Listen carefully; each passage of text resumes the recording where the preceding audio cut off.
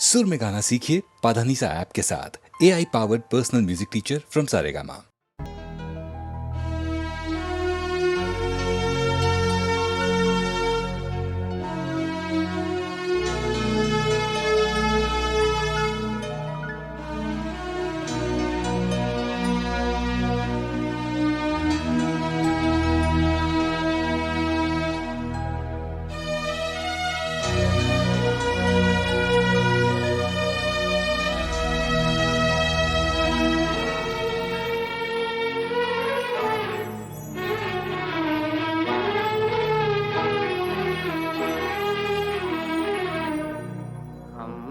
तुझको प्यार किया, हमने तुझको प्यार किया है जितना, कौन करेगा इतना, कौन करेगा इतना।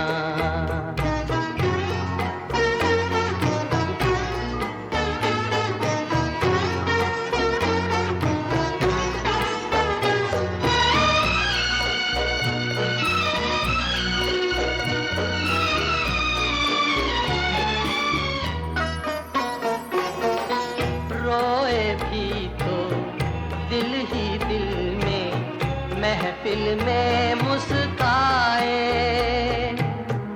तुझसे ही हम, तेरा ये हम बरसों रहे छुपाए।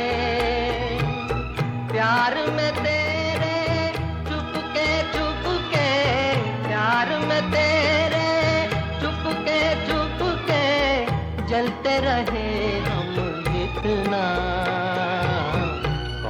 जलेगा इतना, कौन जलेगा इतना। हमने तुझको प्यार किया है जितना, कौन करेगा इतना, कौन करेगा इतना।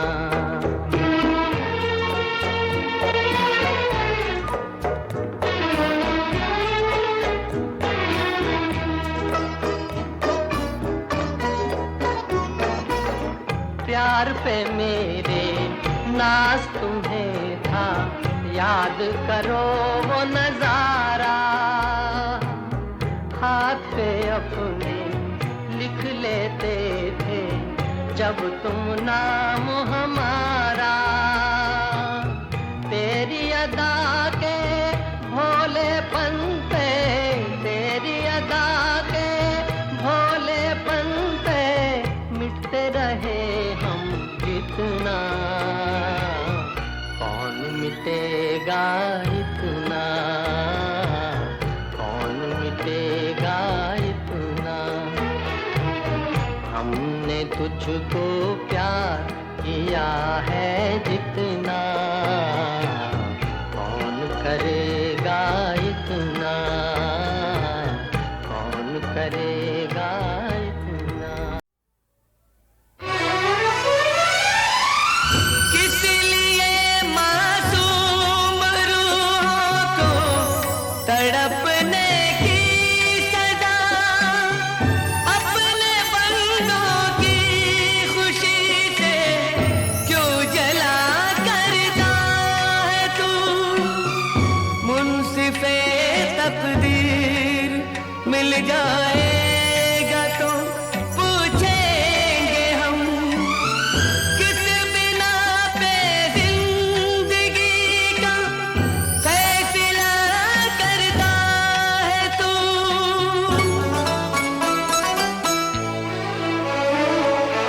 मैं हूँ खुश रंग हीना, क्या ये खुश रंग हीना।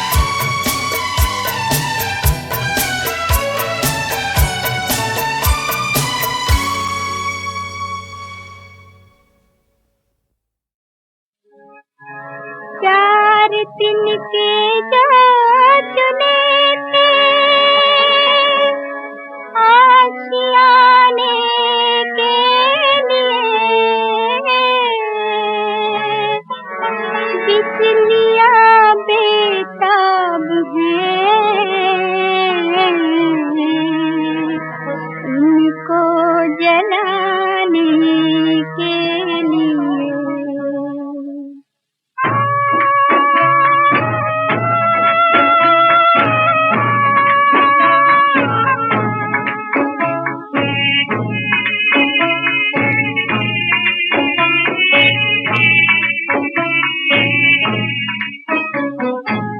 अपनी बर्बादी मुझे मंजूर है, अपनी बर्बादी मुझे मंजूर है। जब मुहब्बत का यही दस्तूर है, अपनी बर्बादी मुझे।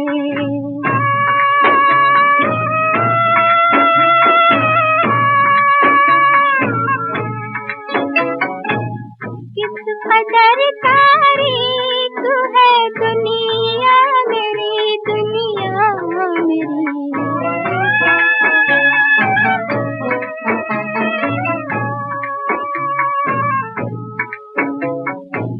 किस कदर तारीख है दुनिया मेरी, चांद भी मेरे लिए बेनूर है, बेनूर है।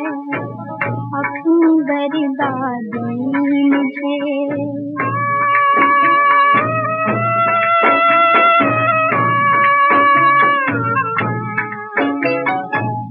देखिए जाए अब किस्मत कहाँ, किस्मत कहाँ।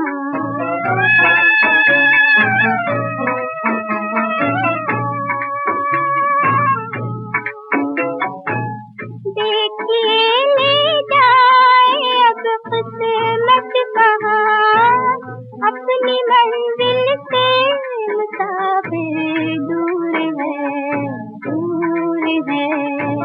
अपनी बर्बादी मुझे मंजूर है, अपनी बर्बादी मुझे मंजूर है। जब मुहब्बत का यही दस्तूर है, अपनी बर्बादी मुझे।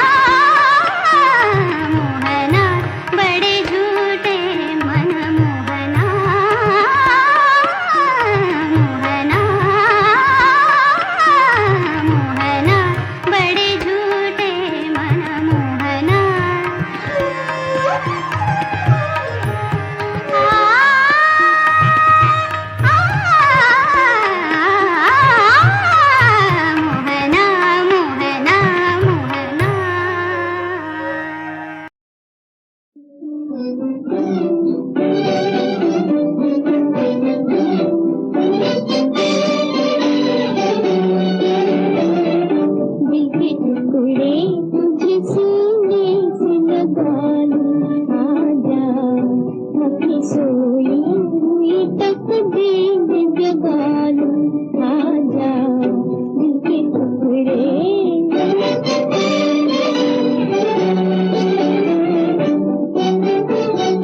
मेरे दर्द मोहब्बत की निशानी तू है, मेरे दर्द मोहब्बत की निशानी तू है, मेरे बीते हुए खुशियों की कहानी तू है। दिल में रख लो, दिल में रख लो, मुझे आँखों में बिठा लो, आजा दिल के टुकड़े मुझे सीने से लगा लो, आजा दिल के टुकड़े।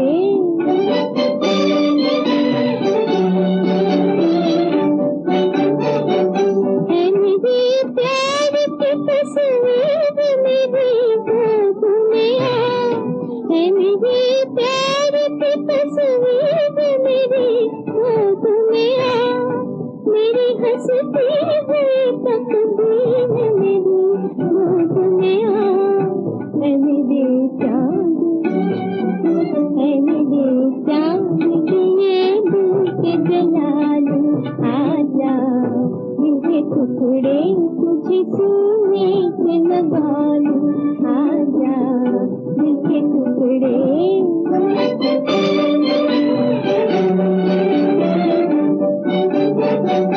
मांगलाती है मेरी जान तू आता नहीं क्यों, मांगलाती है मेरी जान तू आता नहीं क्यों, अपनी बाहों पे मुझे हाथ बनाता नहीं क्यों। अब जो दिल में लगी है वो बुझा लो, आजा दिल के टुकड़े तुझे सीने से लगा लो, आजा दिल के टुकड़े।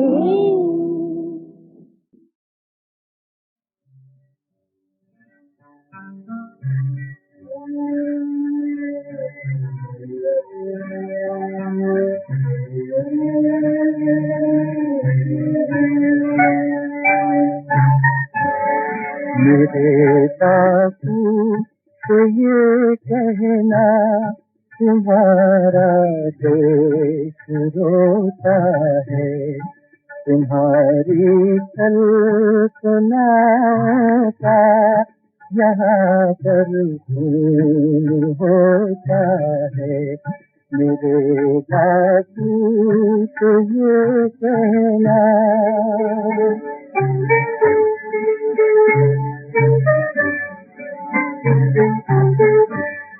वतन की फुलवारी उसी का खून से अपने, तुम्हारी कल्पना के अधूरे हैं अभी सपने, अधूरे हैं अभी सपने। तुम्हारे कल्प सतयुग का नहीं आभास होता है। मेरे बापू से ये कहना,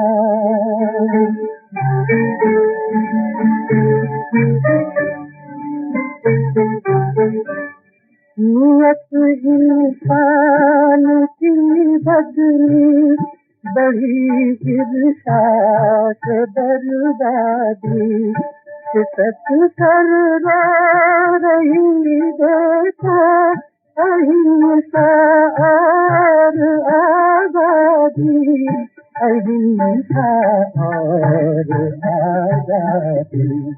अनकी नाचती है देश का आदर्श कहता है। मेरे बापू से ये कहना,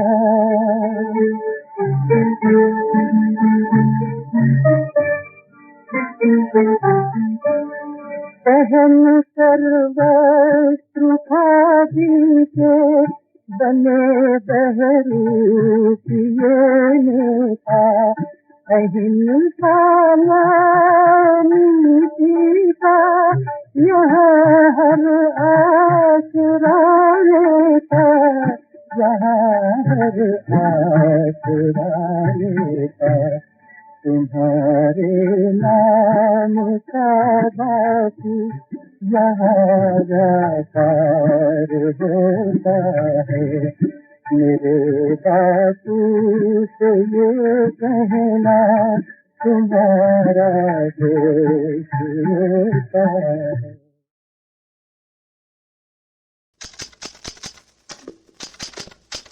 कहाँ गया? बेटी, ये किशोर साहब का पिस्तौल रिपेयर के लिए आया था, जाने कहाँ रख दिया? जरा तुम ही ढूंढ दो।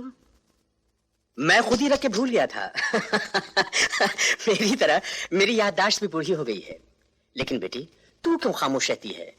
तेरे तो हंसने के दिन हैं, खेलने के दिन हैं। ऐसे ही चुप रहने की आदत सी हो गई है। मैं सब समझता हूँ बेटी, वक्त सबसे बड़ा इलाज है। अल्लाह तुझे हिम्मत दे, सबकी ताकत दे।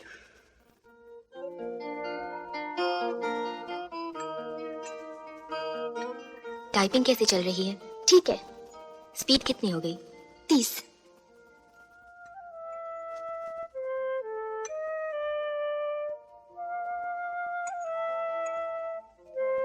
अशोक जी की चिट्ठी आई? आई। जवाब दिया? नहीं। जवाब तो देना चाहिए। क्या जवाब देती? दीदी मुबारक हो, मैंने स्टेनो टाइपिंग का डिप्लोमा पास कर लिया है। उधर क्या खड़ी है, इधर आ। दीदी तुम कहो तो मैं नौकरी के लिए अर्जी दे दूं? जैसा तुम चाहो। बेटी, मैं 2 दिन के लिए बंबई जा रहा हूँ। दुकान बंद करके चाबी अपने पास रखना। और हाँ, इस महीने से अपनी तनख्वाह में 100 रुपए बढ़ा लेना। Thank you. दीदी दीदी कमाल हो गया, मैं तो टाइपिस्ट की नौकरी के लिए इंटरव्यू देने गई थी, पर मुझे मैनेजिंग डायरेक्टर की सेक्रेटरी के लिए इंटरव्यू देने बुलाया गया है। पास हो गई तो 900 रुपए महीना सैलरी मिलेगी। तब तुम मेरी चिंता छोड़कर अशोक जी से शादी कर लेना। लेकिन मैं इंटरव्यू में आ जाऊंगी ना? क्यों नहीं, तू स्मार्ट है, समझदार है, पढ़ी लिखी है। पर मेरे पास तो कोई अच्छी ड्रेस ही नहीं है। याद है उस दिन उस दुकान में हमने वो ड्रेस देखी थी ना? हाँ। आज वही पहन के जाना।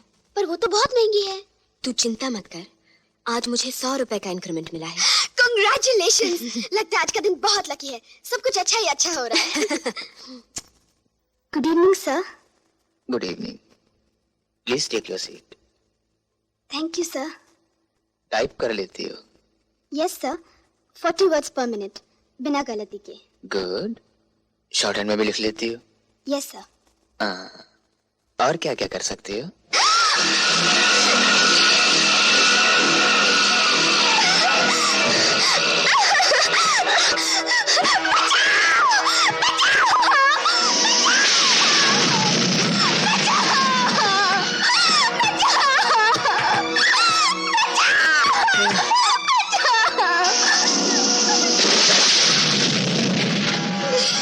यहाँ तुम्हारी आवाज सुनने वाला कोई नहीं।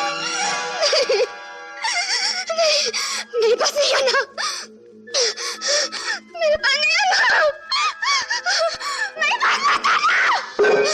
मुझे जाने दो प्लीज, तुमने मेरी बहन को बर्बाद कर दिया, मुझे मत करो, मैं तुम्हारे हाथ जोड़ती हूँ। तुम्हारी बहन? वो तो बेवकूफ थी। तुम मेरी बात मानो, तुम्हारी जिंदगी बना दूंगा। नहीं नहीं, मुझे कुछ नहीं चाहिए, मुझे मर जाने दो प्लीज। जरूर जाने दूंगा, लेकिन तुम इतना घबरा क्यों रही हो? मैं तो कुछ नहीं करूंगा, तुम्हें छूऊंगा भी नहीं। मैं तो सिर्फ तुम्हारा खूबसूरत बदन देखूंगा। देखो, तुम अपने कपड़े उतारो और एक ब्यूटी क्वीन की तरह यहाँ से वहां और वहां से यहाँ चल कर दिखा दो। तुम्हारा कुछ बिगड़ेगा नहीं और मैं खूबसूरत बदन देख लूंगा। फिर तुम अपने घर चली जाना।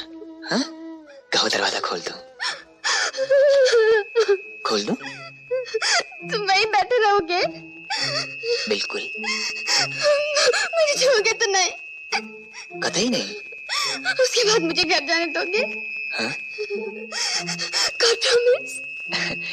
God promise. देखो, तुम देर ना करो। नहीं नहीं, मुझसे नहीं होगा। तो फिर मैं उठता हूँ।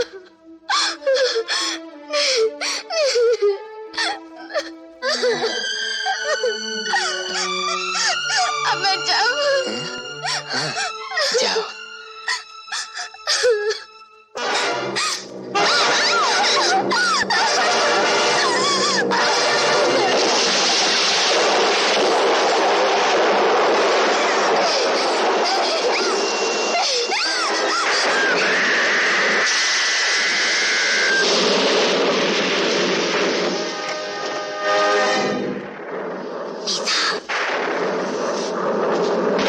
नीता,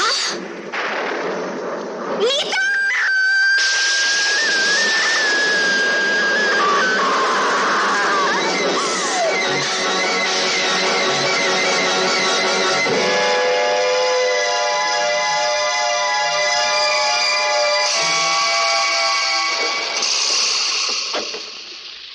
नमस्कार सेठ जी। नमस्कार सेठ।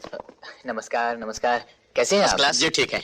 सेठ जी आपने गुप्ता हॉस्पिटल बनवाकर बड़े ही पुण्य का काम किया है। जी हाँ, आप जैसे धर्मात्मा दो चार और पैदा हो जाएं तो इस देश का उद्धार हो जाए। भगवान आपको इन सेवाओं का फल जरूर देगा। मैं तो सिर्फ कर्म करता हूँ भाई, फल देना तो इसके हाथ है। हाँ, और उसके राज में देर हो सकती है, अंधेर नहीं। भारती, ना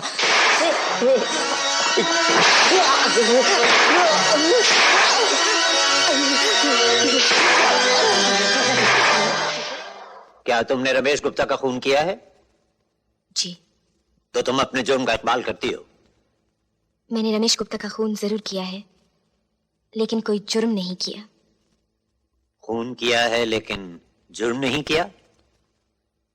अदालत समझी नहीं? जज साहब, उस कुर्सी पर बैठकर आपने भी सैकड़ों खून किए हैं, कई लोगों को फांसी दी है। इससे आप मुजरिम या खूनी तो नहीं हो जाते? क्योंकि मैं इंसाफ करता हूं। रमेश गुप्ता को सजाए मौत देकर मैंने भी इंसाफ किया है, जुर्म नहीं। अफसोस सिर्फ इस बात का है कि ये इंसाफ मैंने 2 साल पहले क्यों नहीं किया। 2 साल पहले? जो कुछ कहना है साफ साफ कहो। जज साहब, याद कीजिए वो दिन जब इसी अदालत में, इसी कटहरे में मेरी जगह एक औरत की इज्जत लूटने वाला रमेश गुप्ता खड़ा था, और वहां ठीक उसी जगह खड़े बैरिस्टर चंद्र गुनहगार को बेगुनाह और बेगुनाह को बदचलन साबित कर रहे थे। और उस कुर्सी पर बैठकर आपने रमेश गुप्ता को बाइज्जत छोड़कर जुर्म को कम करने के बजाय उसकी जड़ें मजबूत की थी। इसलिए जज साहब, आज मुजरिम के कटहरे में आपको होना चाहिए और आपकी जगह मुझे, क्योंकि आपने इंसाफ न करके जुर्म किया है और मैंने कानून हाथ में लेकर इंसाफ किया है, मुजरिम को सजा दी है।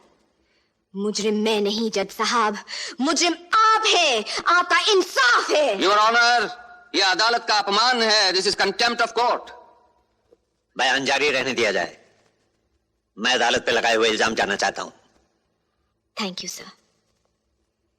एक दिन एक अभागन सारी लोक लाज छोड़कर यहां आपकी अदालत में आपसे इंसाफ मांगने आई थी। इंसाफ भी हुआ था, बड़ा अजीब इंसाफ। इज्जत लूटने वाले को बाइज्जत आजाद कर दिया गया और लुटने वाली को उम्र कैद, और वो भी जेल के बाहर, जहां सुबह शाम सैकड़ों लोग उसे नफरत के कोड़े मारते, जहां हर नजर उस पर थूकती, उसे धुतकारती। आपके इंसाफ ने एक सांस लेती हुई लाश को समाज के चौराहे पर लटका दिया था, जिससे लोग नसीहत लें और फिर कोई लुटी हुई औरत इंसाफ का दरवाजा खटखटाने की हिम्मत ना कर सके। पर वो औरत कौन है, कहां है? गौर से देखिए, वो औरत मैं हूं, यहां हूं। भारती देवी? 2 साल पहले जब रमेश गुप्ता ने मेरी इज्जत लूटी थी, मुझे बर्बाद किया था, तब इंसाफ का दरवाजा मैंने ही खटखटाया था। तो 2 साल बाद आपने अपनी हार का बदला ले लिया। जब कानूनन नहीं जीत सकी तब कानून हाथ में लेकर आपने उसका खून कर दिया। जी हाँ, मैंने उसका खून कर दिया, उस पर गोलियां बरसा दी। अफसोस यही है कि पिस्तौल में सिर्फ 6 गोलियां थी, 7 नहीं, वरना मैं सब की सब उसके सीने में उतार देती।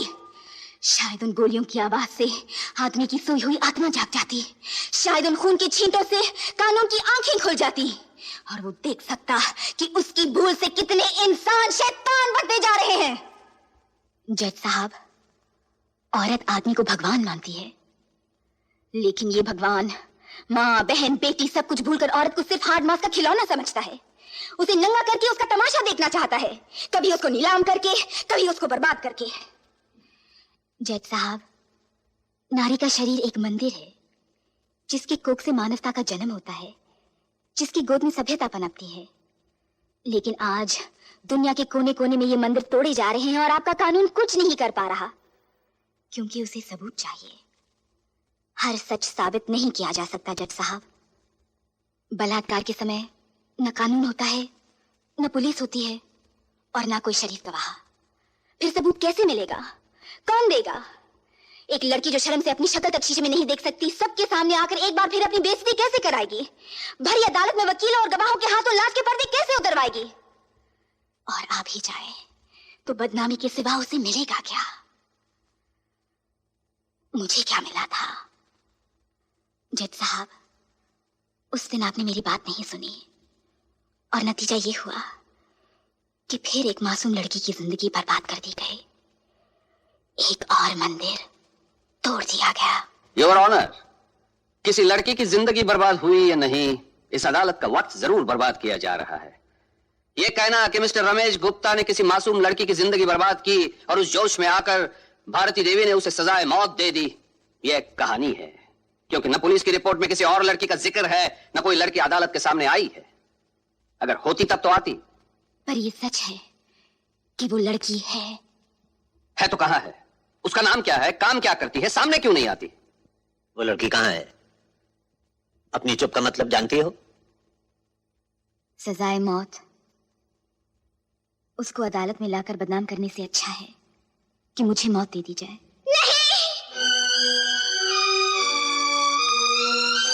वो लड़की मैं हूँ जज साहब। ये क्या कर रही है नीतू? यहाँ आकर सिर्फ बदनामी मिलेगी, बेइज्जती मिलेगी और कुछ नहीं मिलेगा, कुछ नहीं मिलेगा। दीदी, बदनामी, बेइज्जती, मौत, कोई भी कीमत तुम्हारी जिंदगी से बढ़कर तो नहीं। जज साहब, मैं अपना बयान देने के लिए तैयार हूँ। जो कुछ कहना है यहाँ आके कहो।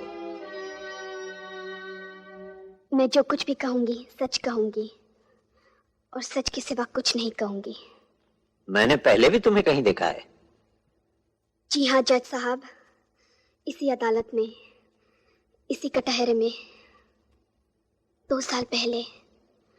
फर्क सिर्फ इतना है कि तब रमेश गुप्ता ने मेरी दीदी को बर्बाद कर दिया था और अब मुझे किया है। मिस्टर चंद्रा, मैं तुमसे कुछ सवाल पूछ सकता हूँ? जरूर पूछ सकते हैं, लेकिन आप यही पूछेंगे ना कि उसे देखकर मैंने दरवाजा क्यों बंद कर दिया? वकील साहब, दरवाजा मैंने बंद नहीं किया, वो तो पहले से ही बंद था। आप पूछेंगे मैंने मदद के लिए किसी को पुकारा क्यों नहीं, शोर क्यों नहीं मचाया? मैंने बहुत शोर मचाया, पर मेरी आवाज सुनने वाला कोई नहीं था। मदद के लिए भगवान को भी पुकारा, पर वो भी नहीं आया। वकील साहब, वो भी नहीं आया और मैं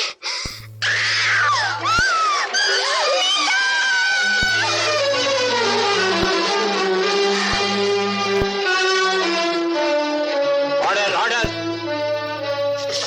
तुमसे कहा था यहाँ मत आना, क्यों आई?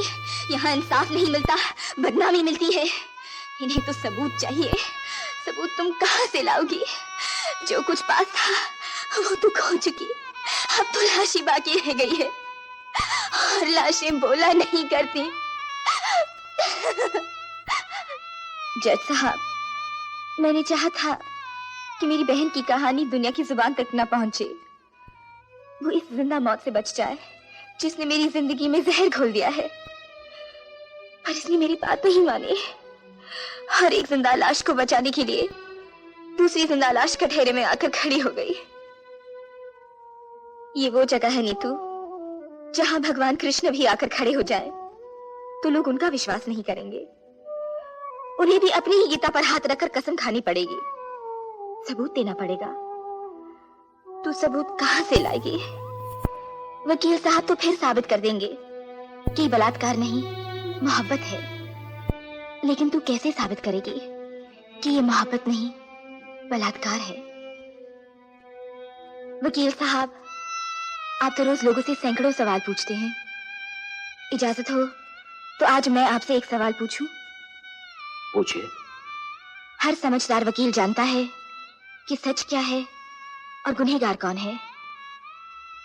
आपको भी पता था कि मेरे साथ बलात्कार किया गया था, फिर आपने सच क्यों छुपाया? इंसाफ क्यों नहीं किया? इंसाफ करना मेरा काम नहीं है, वो जज साहब का काम है। मेरा काम, मेरा फर्ज सिर्फ अपने क्लाइंट की वकालत करना है, उसको बचाना है, और हर वकील का यही फर्ज होता है। मैंने सिर्फ अपना फर्ज पूरा किया था। वकील साहब, अपना फर्ज पूरा करने के लिए आपको तो ढेर सारे रुपए मिले, नाम मिला, पर इस बेगुनाह को क्या मिला? समाज को क्या मिला? इंसानियत को क्या मिला? क्या इनके लिए आपका कोई फर्ज नहीं? आपने कभी सोचा है वकील साहब, कुछ रुपयों के लिए आप जिन शैतानों की रक्षा कर रहे हैं वो एक दिन आपके बच्चों को भी खा सकते हैं? कभी सोचा है कि इसकी जगह आपकी बेटी भी हो सकती थी? जो इसके साथ हुआ है उसके साथ भी हो सकता था। देखिए, इसकी तरफ देखिए। आपने रमेश गुप्ता को बचाकर जो फर्ज पूरा किया था उसका अंजाम देखिए। इसके होंठों से सारी मुस्कुराहट नोचकर इतनी सिसकियां भर दी गई हैं जो कभी कम नहीं होंगी।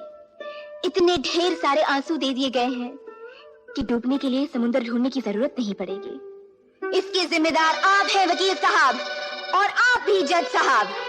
उस दिन आपने एक मुजरिम को छोड़कर इंसाफ की कब्र पे बेइंसाफी का बीज बोया था। वो बीज पेड़ बन गया, एक और मंदिर आपके इंसाफ की भेंट हो गया।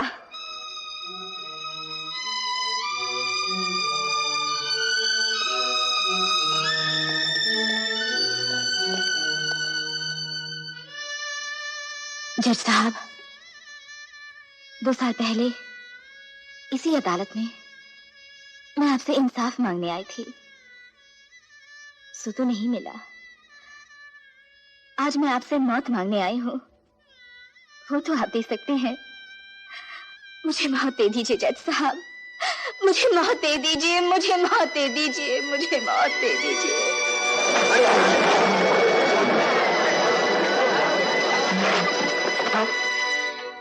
कानून की तारीख में शायद पहली बार किसी मुल्जिम ने इंसाफ को मुजरिम ठहराया है। हम भारती देवी की हिम्मत और सच्चाई की इज्जत करते हैं, लेकिन भारती देवी ने कानून अपने हाथ में लेकर जुर्म किया है, चाहे वो उनके ख्याल से इंसाफ करने के लिए ही क्यों ना हो। अगर इसी तरह हर शख्स कानून अपने हाथ में लेकर इंसाफ करने लगे तो दुनिया में ना कानून रहेगा ना इंसाफ। मैं जज होते हुए भी कानून का पाबंद हूं, और मुझे भी कोई हक नहीं कि मैं कानून के दायरे के बाहर जाकर कोई फैसला करूं। भारती देवी ने खून किया है, उन्हें इसकी सजा मिलनी चाहिए, लेकिन यह खून जानबूझ के नहीं किया गया।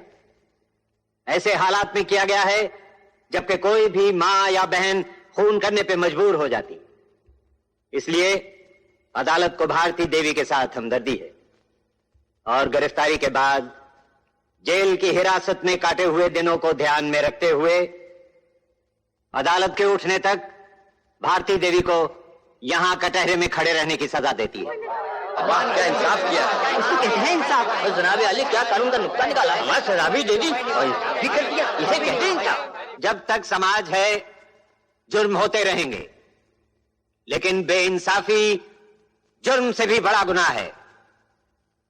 2 साल पहले इसी कुर्सी पर बैठकर मैंने भी यह गुनाह किया था। इसलिए कानून की यह कुर्सी मैं हमेशा के लिए छोड़ता हूं, क्योंकि जो कानून रक्षा नहीं कर सकता उसे सजा देने का भी कोई अधिकार नहीं। इंसाफ का तराजू जो हाथ में उठाए, जुर्मों को ठीक तो